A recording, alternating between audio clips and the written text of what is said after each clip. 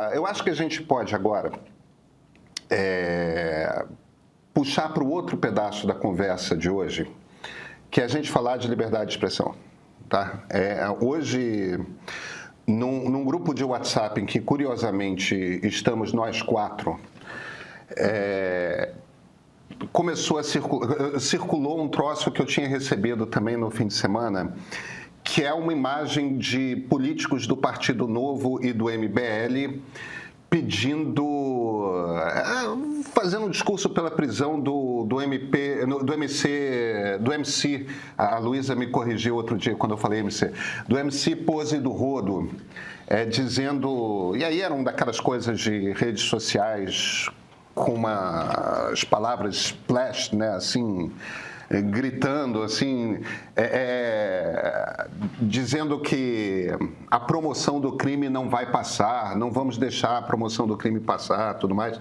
Eu acho muito curioso esse episódio, tanto com Pose quanto com Oruan, acontecer mais ou menos no mesmo momento em que o Léo Lins é condenado a 6 anos de cadeia. E a coisa que me chama mais atenção... Perdão, 8 anos de cadeia. Eu acho tão estapafúrdia a pena que eu tento diminuir, ainda assim achando, sabe, estapafúrdia, Flávia, mas que eu não consigo lidar com a ideia de que alguém possa subir no palco, pronunciar palavras e isso seja o suficiente para você ir para cadeia pelo tempo que um estuprador e um assassino pega. Eu não consigo lidar com isso. Eu sei que eu entendi já que está na legislação, só que eu sigo tendo dificuldade de... Não está. Tá, tudo bem. O Idelber entende disso, a gente vai entrar nessa conversa. O ponto aqui que eu estou fazendo a coisa que mais me chama a atenção é o seguinte. A gente está com a sociedade dividida. A gente tem uma disputa que essencialmente é de valores. É uma disputa de valores. Aproximadamente metade, isto não é só no Brasil, isso é uma coisa que é um problema que parece estar se estendendo por todo o Ocidente, mas tem um pedaço da sociedade que tem um conjunto de valores morais, você tem um outro pedaço da sociedade que tem um outro conjunto de valores morais, e há uma desistência sistemática de um lado convencer o outro. A gente simplesmente não crê mais na possibilidade de que somos capazes de sentar com pessoas que discordamos e convencê-las. Aliás, é mais do que a gente não acha que a gente seja mais capaz de sentar com pessoas de quem discordamos e convencê-las. A gente considera discurso perigoso. A gente como sociedade, tá? A gente, como sociedade, considera que discurso é perigoso, que palavras são perigosas e que palavras se equivalem a ações criminosas. Porque a quantidade de pessoas que tentaram me convencer nos últimos dias, na última semana talvez, de que as músicas do Pose são incentivo direto para os crimes feitos por traficantes de drogas nas favelas é imensa. E a quantidade de pessoas que, com muita honestidade e com muita convicção, tá? Eu quero sublinhar isso. Com muita honestidade e com muita convicção, tentaram me convencer de que o Léo Lins hoje está falando em pedofilia em cima do palco e amanhã alguém vai cometer um crime contra uma criança porque o Léo Lins falou. Ou hoje o Léo Lins está sendo racista e amanhã alguém se sentirá autorizado pela piada do Léo Lins a matar uma pessoa preta ou a negar um emprego a uma pessoa preta ou pedir para que uma pessoa preta entre nos elevadores de serviço. Essencialmente, nós nos convencemos de que entre a frase, a declaração, numa letra de música, num poema, num filme, numa piada, entre a manifestação de um artista em nome de uma coisa que seja, no nosso código moral, deplorável, e a ação, o espaço é desse tamanho. Me parece que essa é a convicção neste momento nas sociedades ocidentais. E que a única maneira da gente lidar... Desculpa, uma pergunta, uma curiosidade. Diga. Dentre as pessoas que tentaram te convencer disso, Havia algum penalista? Eu me surpreenderia muito se houvesse, entre as pessoas que tentaram te convencer disso, alguém com o mínimo conhecimento de direito penal.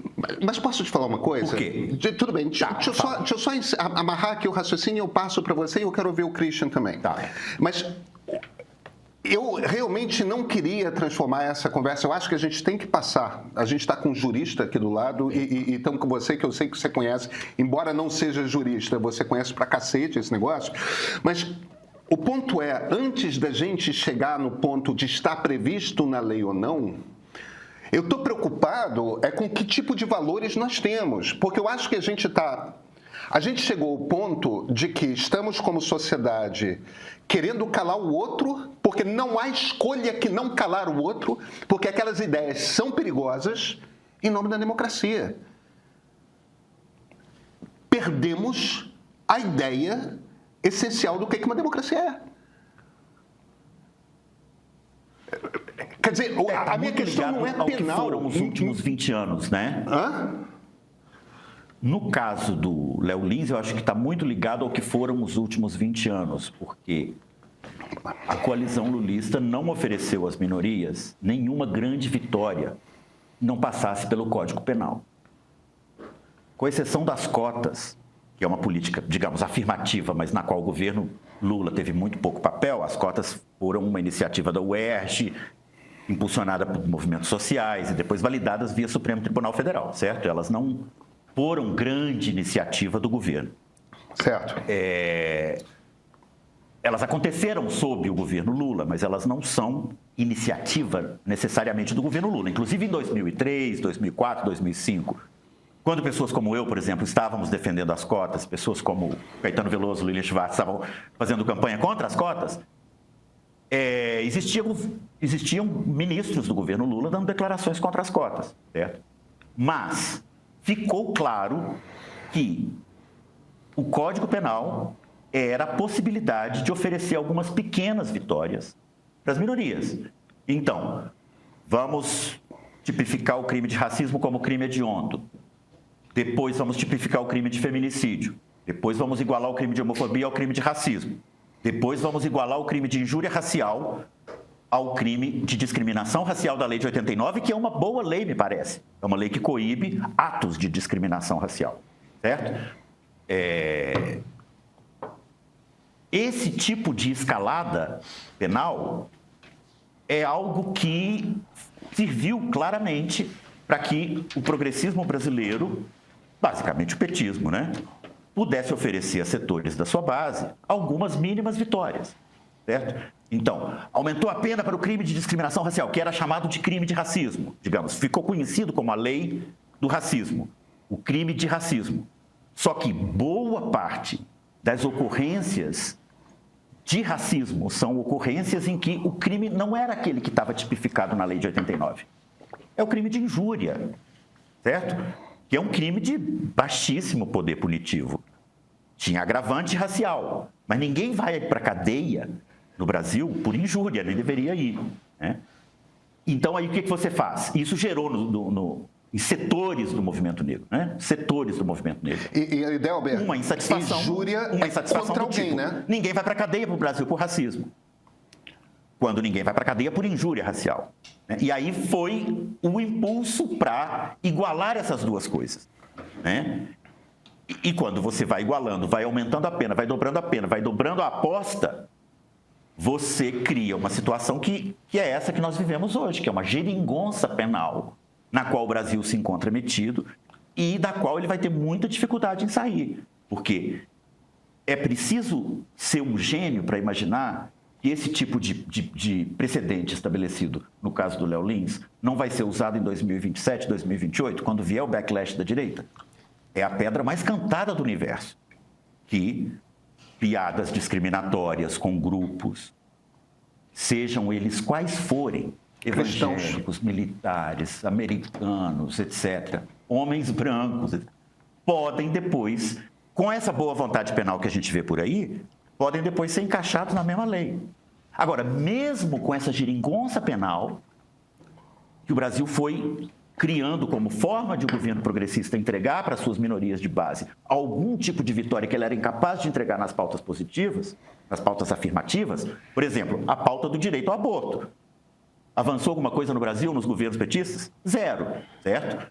Mas nós tipificamos uma série de crimes, crime de feminicídio, etc. Isso foi dado como grande vitória. Agora, mesmo no contexto dessa geringonça penal que o Brasil foi armando, você pode consultar o Christian que está aí do teu lado. Sabemos que não existe modalidade culposa desses crimes. Ou seja, são crimes em que é necessário você demonstrar o dolo. A chamada, digamos, a igualação do crime de injúria racial ao crime de racismo da lei de 89, feita agora em 2023, ela exige que você demonstre o dolo, ou seja, incitar a discriminação foi o objetivo daquilo. Para mim, parece-me óbvio que o objetivo daquilo ali é fazer rir e ganhar dinheiro com essa risada. A demonstração do dolo é algo necessário para qualquer tipo de condenação e é bom que assim seja. Por quê? Pense no tipo penal como, já estou terminando, pense no tipo penal como uma espécie de, como os economistas pensam em subsídio. Tá? Um subsídio que distorce a economia, depois que você coloca, você consegue tirar? Não consegue não, certo? Deu meia entrada para o professor de jiu-jitsu no cinema, você não vai conseguir depois tirar. Deu o incentivo fiscal de 500 bilhões de dólares para as empresas campeões nacionais, depois você não vai conseguir tirar. Tipo penal é a mesma coisa. Você vai criando a jurisprudência, depois você não vai conseguir voltar atrás.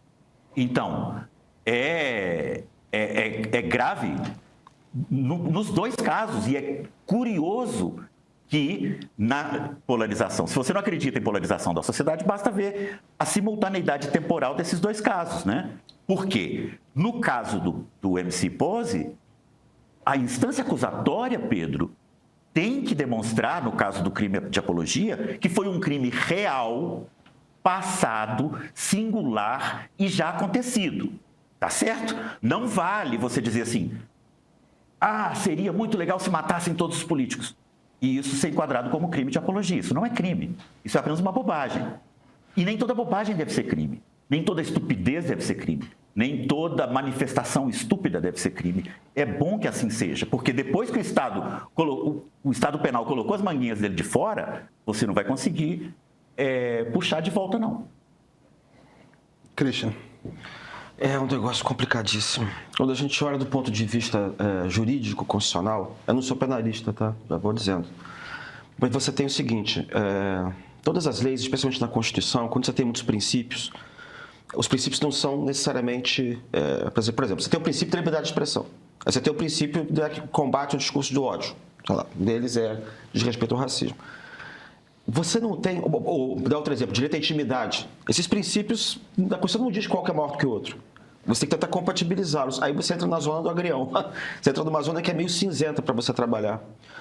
Quando a gente olha o clima em que foi feita a Constituição e que a nova República trabalhou, digamos assim, até outro dia, até alguns anos atrás, você tinha, assim, um consenso da nova República de que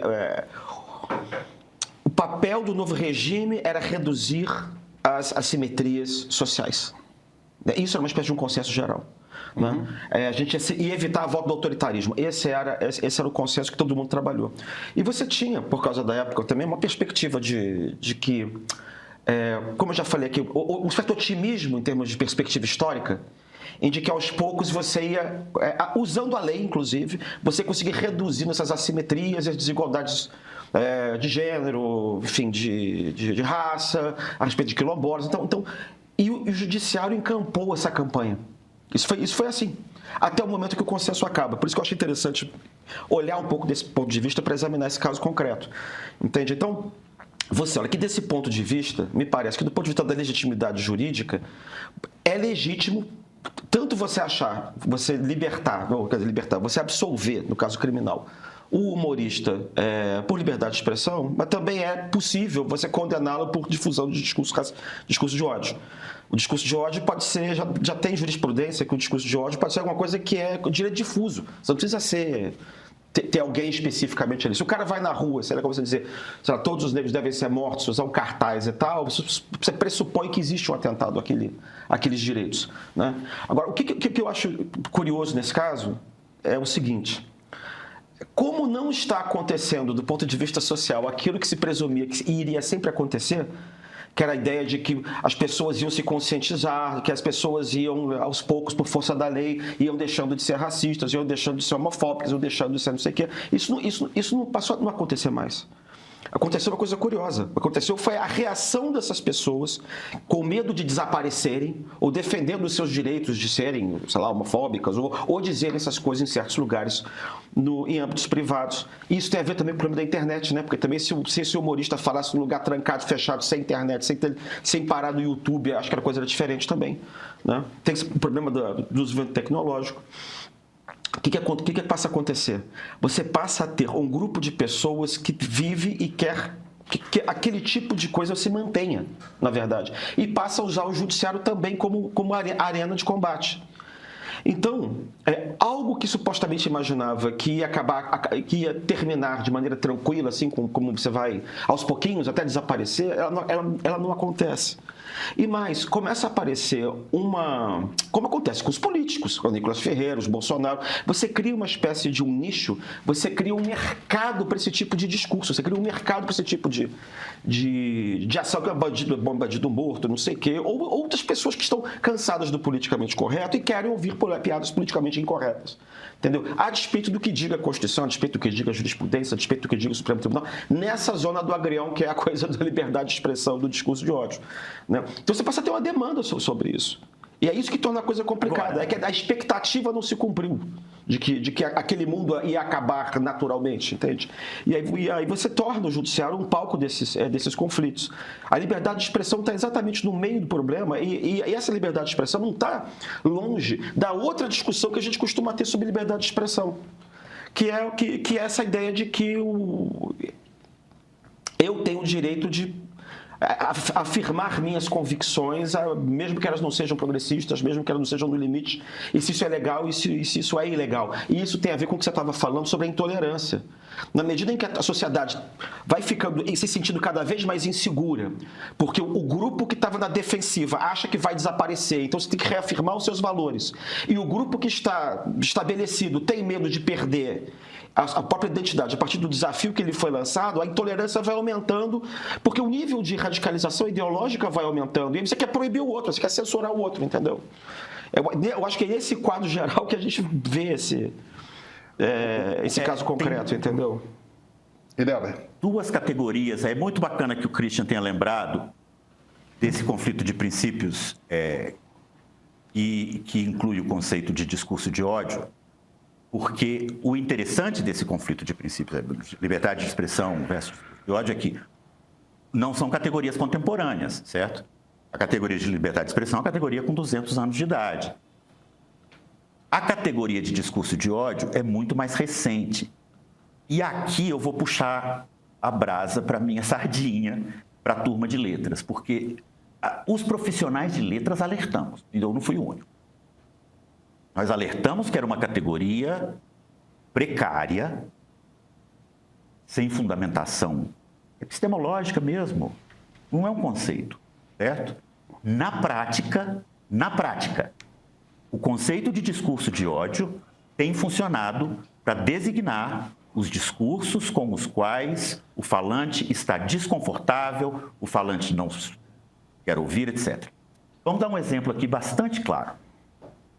Se a gente tipifica discurso de ódio e está em algum lugar, você pegaria, por exemplo, um vídeo famoso, que eu acho que todos aqui conhecem, já devem ter visto, um vídeo da Marilena Chaui, falando na USP. Marilena Chaui, que é minha mestra, com quem eu aprendi muitíssimo, autora de livros espetaculares sobre Spinoza, uma pessoa de cuja erudição não se pode duvidar.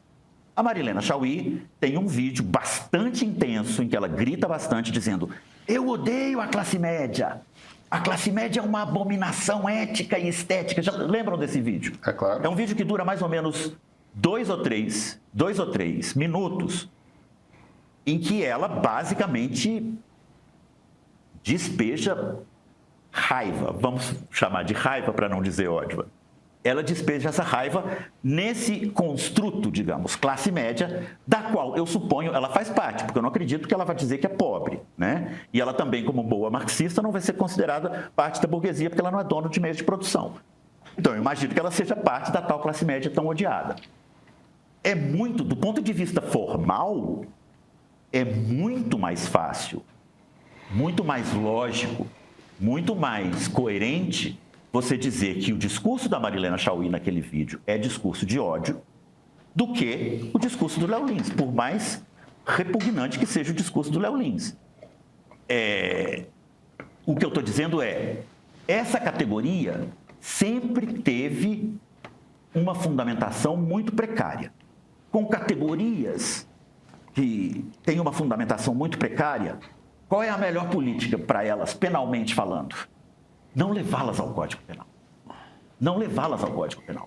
Porque no momento em que você permite que o Estado estenda seu braço punitivo, utilizando aquelas categorias, o pau vai comer no lombo de quem mandou dar. Em algum momento vai acontecer.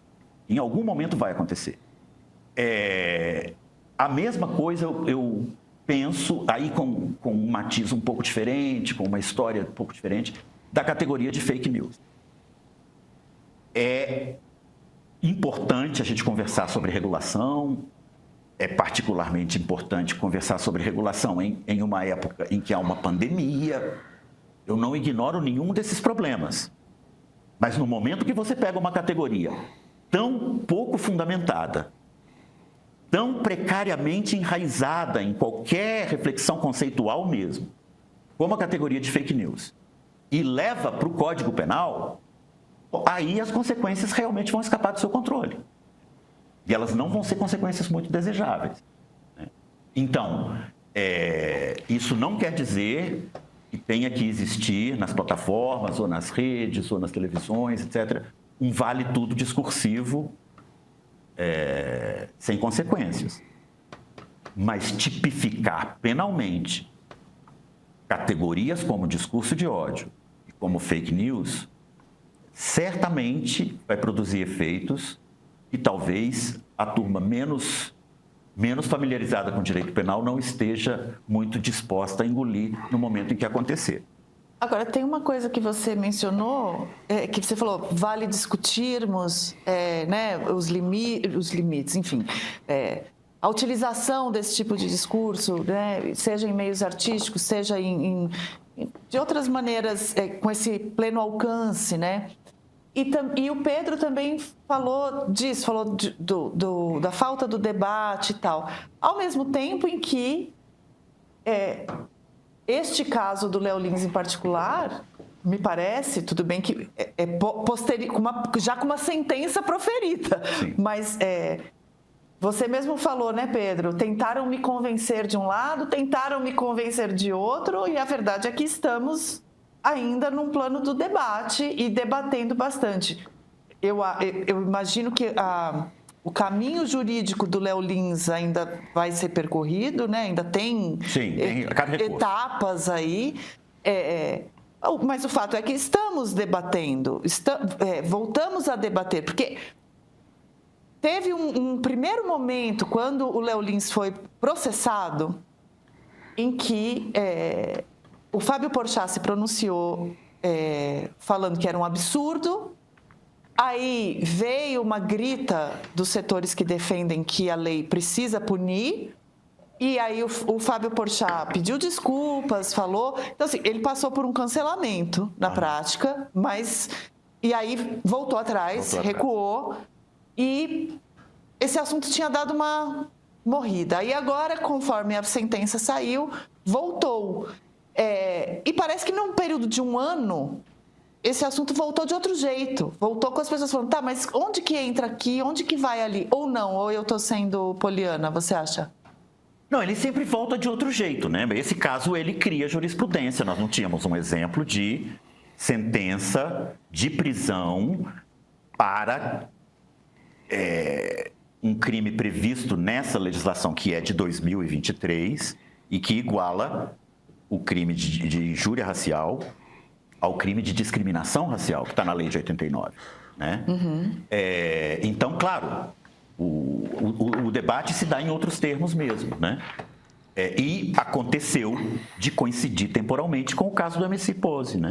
Exato. Que são dois casos eminentemente de liberdade de expressão. Eminentemente de liberdade de expressão. Porque, se eu saiba o caso do Pose, que eu saiba, ele não tem nenhuma condenação penal por nenhum crime, associação ao tráfico, esse tipo de coisa, certo? É apologia. Ele foi indiciado por apologia, né? Quer dizer, apologia, para começo de conversa, é um crime que nem deveria existir, né? Eu me lembro de um caso muito curioso de um jornalista que hoje é muito alinhado ao governo petista, mas que na época era muito raivosamente antipetista, o jornalista que cunhou o termo petralha. Houve uma época em que ele dizia que a marcha da maconha era ilegal porque ela incorria no crime de apologia. Isso é uma patente incompreensão da Constituição brasileira, para começo de conversa, né? Qualquer marcha em defesa de qualquer princípio ou qualquer mudança no Código Penal é uma marcha legítima.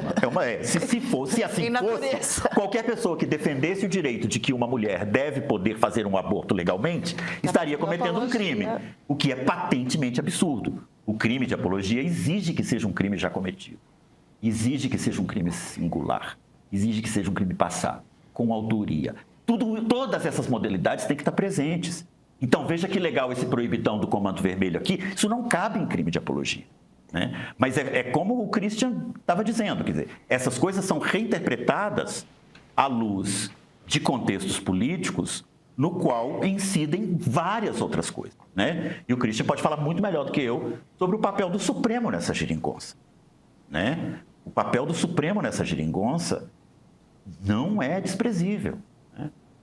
Não é desprezível. Então, diga, Pedro. Sabe o que é? Eu entendo que a gente tem que falar sobre a parte jurídica, eu entendo que a gente tem que falar sobre as leis. Afinal de contas, existe uma coisa com nome X no Código Penal, existe uma coisa com nome Y no Código Penal. Essas pessoas não foram indiciadas, não foram processadas, não foram, no caso do Léo Lins, condenadas, sem que, de alguma forma, algum tipo de algo está ali caracterizado no Código Penal. Eu só acho o seguinte: vale a pena a gente dar um passo para trás para entender, antes da gente discutir se a gente tem boas leis, se a gente tem leis ruins, a história dessas leis. Eu acho que toda essa conversa é muito interessante mesmo. Mas a gente teve uma ideia, uns 250 anos atrás, nós, como sociedade, tivemos uma ideia 250 anos atrás, que a sacada era o seguinte: e se a gente não tivesse um tirano na nossa cabeça?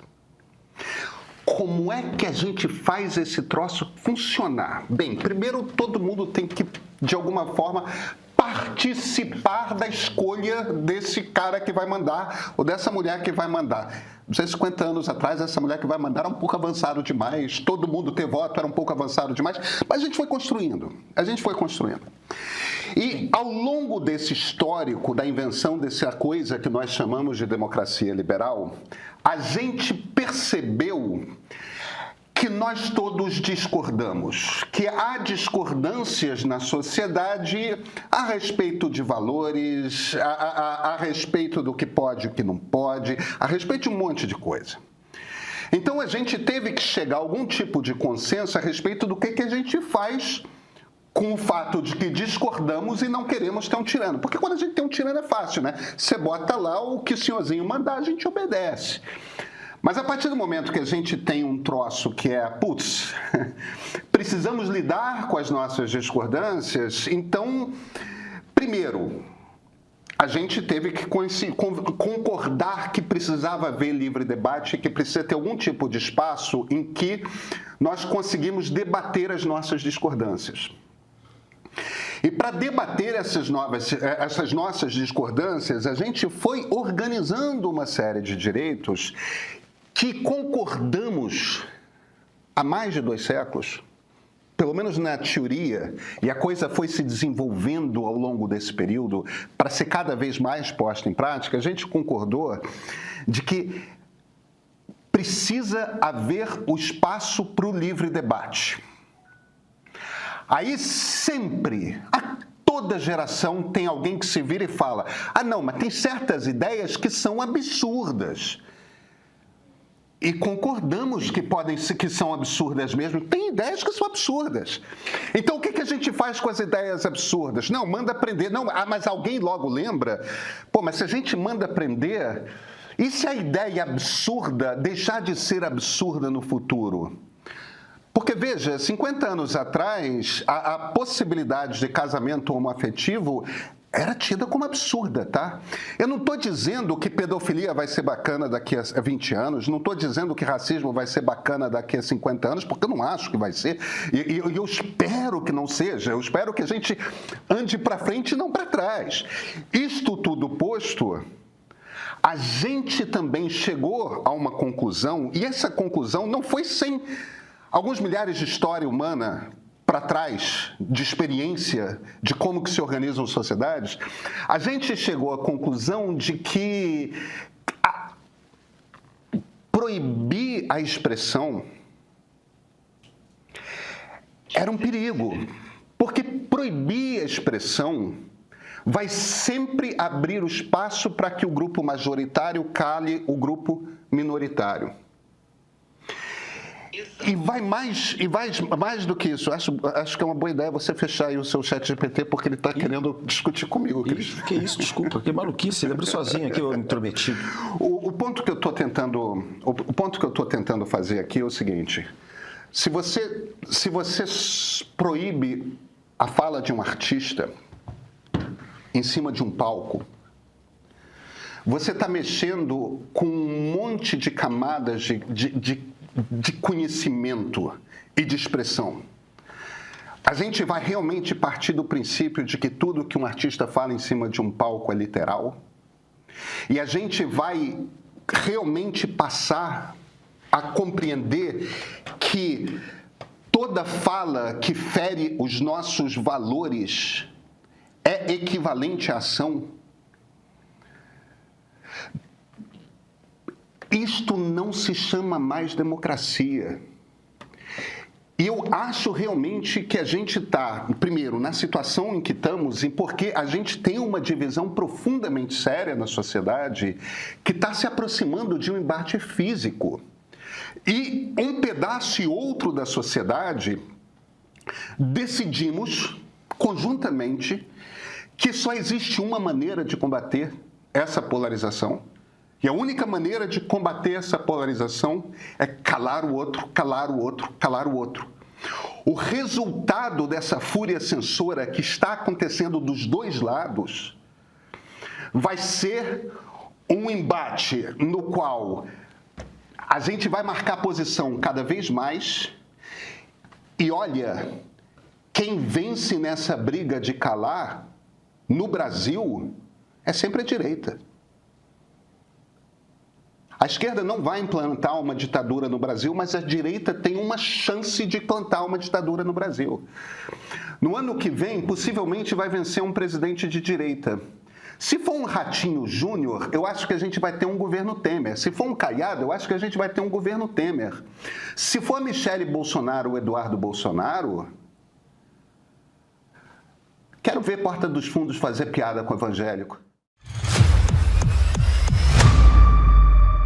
Em 2018, Jair Bolsonaro, um político abertamente hostil ao regime democrático, chegou aqui, à presidência da República, pelo voto.